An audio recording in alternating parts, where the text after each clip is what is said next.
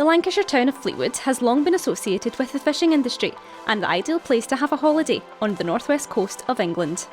But football has a strong place in the local community. Fleetwood Town are currently languishing at the bottom end of the League One table. Ambitions of silverware have been replaced with survival. And a former Scotland international has embraced the challenge of trying to guide the club away from relegation. For us at the moment it's survival. We're in a position where we have to get above the line. Charlie Adam can look back on a successful playing career that started at Rangers and took him on a journey to Blackpool, Liverpool, Stoke, Reading and his hometown club Dundee. I felt it was the right time. I just needed clarity in terms of where I should be, and I'm fortunate enough that it's close to home, a club that I know. Capped 26 times for Scotland, he's ready to use all that experience to deliver success in his first managerial appointment. Trying to use that as for what I did as a player to help them on the pitch. Angle, Phoenix on the angle, Phoenix! Everybody's at levels, and you've got to try and coach them and make them better players. Sir Alex, I was fortunate enough and I had 2 hours with him in his office, and it was an unbelievable experience. But he just said, don't pick a fight, because the fight will come to you. Charlie, just tell me first of all, how does it feel to be the man in charge? Yeah, listen, it's a little bit different in terms of being in charge of a football club on your own, but it's something I've always wanted to do. Even when I was playing, I was always interested in what the coaching side was all about and management. I used to do pre-season here when I was trying to get fit for when I was playing. So I've known the club, but to be actually as the manager now, yeah, a really proud moment. Is it what you expected at all? Has anything surprised you? No, nothing surprised me. Apart from that everybody comes to you for everything, including the chef, or what time we're leaving and everything. You have to make every decision really. But again, I've got good staff and I allow the staff to do their jobs. And I think that's important. If you delegate well and you speak to the people, then it makes my job a little bit easier. What are you hoping to achieve? What's the target? Well, the short term is survival. We're in a position where we have to survive. But obviously it's been a difficult few months for the club, well, difficult year for the club on and off the pitch, and I've come in to try and stabilise it, and we've picked up some good performances over that way, and hopefully that we can continue that from now to end of the season. Will it be a frustration or a learning curve for you that players might not be able to do what you were able to do as a young player? Yeah, but that's the thing, is I come to that with an open mind, is that the last 18 months at Burnley has taught me that, and I'm not in this because it's about me, it's about what I can do for the club. So I'm quite open to that, and I think that's important, that you don't fixate on what I was as a player. And I'm relatively new in terms of as a coach, and really inexperienced as a manager. But I've got good people around me supporting me, and then I have to use that and try and take the habits that I've learned from being at a top club in Burnley to really take it into what we're trying to do here. And will you applaud or criticise players if they try and lob the goalkeeper from 60 yards? Well, that depends in terms of where we're at in the game. But no, I tried to let the players have a bit of freedom in that top end of the pitch. But yeah, no, it just depends on who it is. If they're capable of it, then I don't mind it. But if they're not, then I don't think it's the best idea.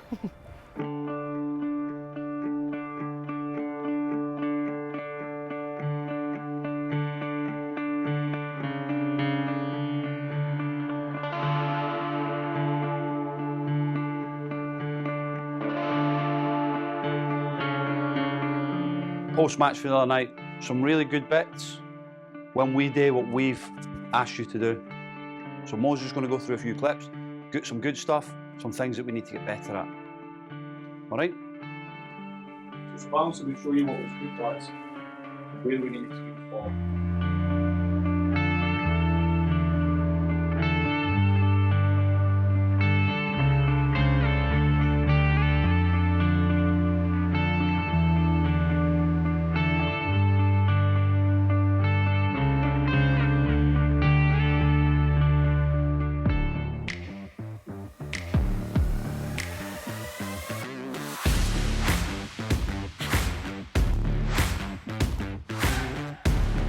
Narrow, you two, narrow.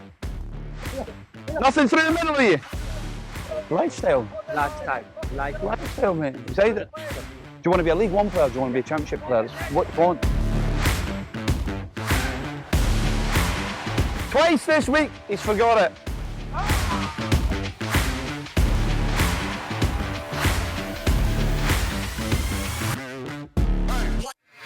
Again, when it comes to the edge of the box, don't turn the back. Take it in the face. Yeah. All right, but you looked a lot sharper. Come edge, shove it!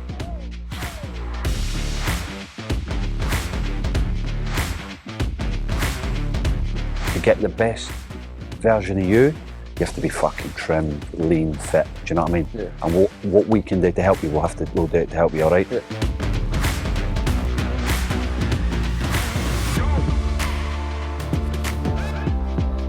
Things I do for you, Peter Martin. Charlie, what sort of manager are you? Well, I tried to be a bit of both. I tried to be an angry manager, and I tried to be a bit more arm round and a little bit of connection with the players. I just take each day as it comes, really, and see where we are as a group and the individuals, really. And that's important, that you get to know the individual. And if you get to know the individual, then you'll get the performance from them. Is it important to have that balance, that you can still shout at players but also have that calm approach as well? Yeah, you need it. You need it because you have to pick the right moments and the right feel about the group. For instance, we were winning 1-0 the other week and I had the right go at them at half time. But that's because I felt that they needed more. And it's just finding the moment and knowing the group. I know the group now after being in 7 weeks, I think it is now. And yeah, there's been a good balance with it. When I first came in, they probably thought that I was on it too much. I expect the standards and expect a lot from them because I believe that they can reach their levels. How would you say the style of coaching has changed from when you were a young player to now?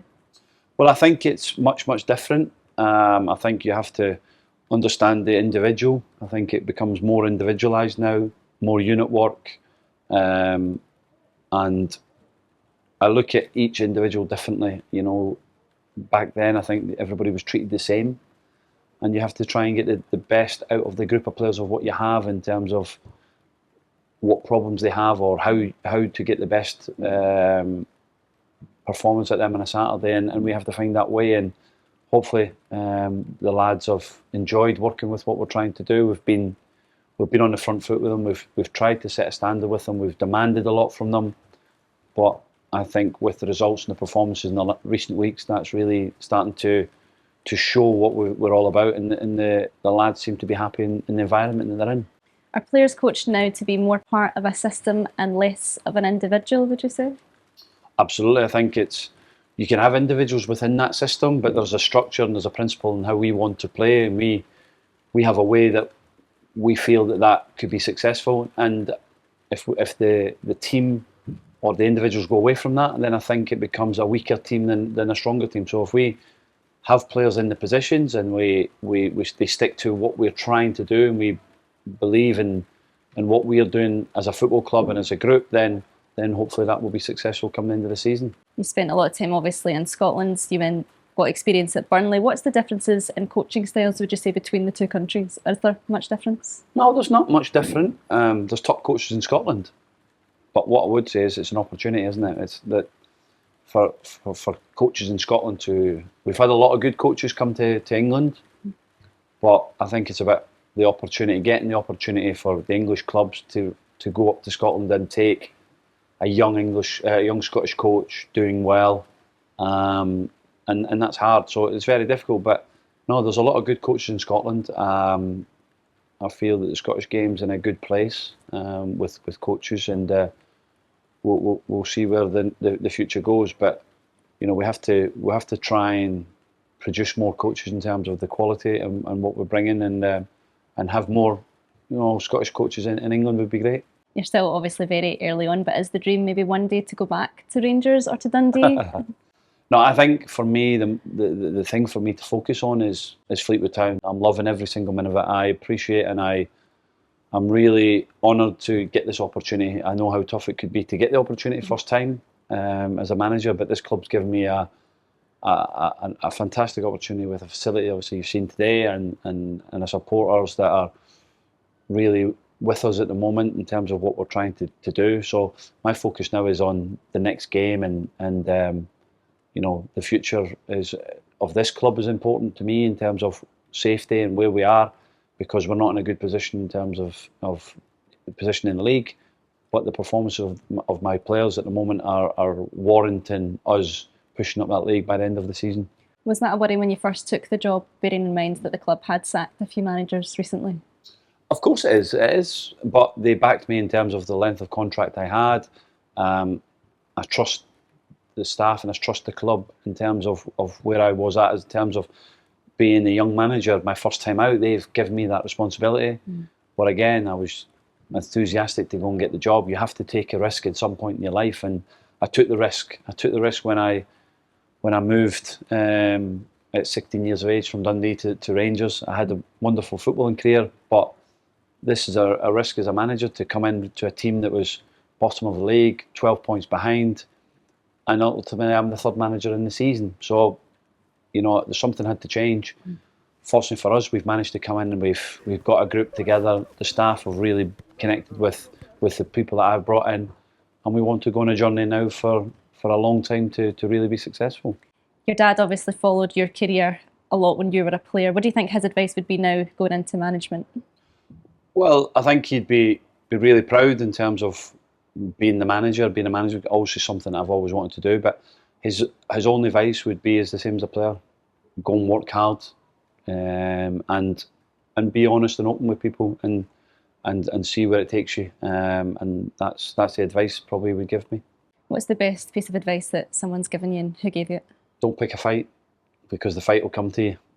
Sir Alex, I was fortunate enough, and said it many times, I was fortunate enough I sent an email to Sir Alex to ask if I could meet up with him, and I had 2 hours with him in his office, and it was an unbelievable experience. But he just said, don't pick a fight, because they'll come to you, and also be yourself. I spoke to David Moyes before I took the job, and it was important that people that within the game that I knew had a lot of experience, it was important to use it, because you're young and you're enthusiastic, you want the job, you want to become a number one, but sometimes it might not be the right time. But I felt it was the right time. I just needed clarity in terms of where it should be, and I'm fortunate enough that it's close to home, a club that I know, and he gave me that advice that, be yourself, don't try and be anybody else, and don't be anything different. Will you still pick up the phone now to ask for advice? Yeah, absolutely. I think that's key, and I think that's a part of a young manager's job to use that. But I have to make the mistakes on my own as well. I have to learn from them mistakes,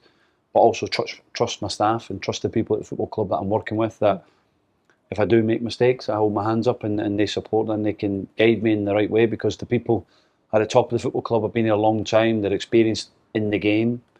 But yeah, I'll pick up the phone to managers that are in the game, but also to managers outside the game.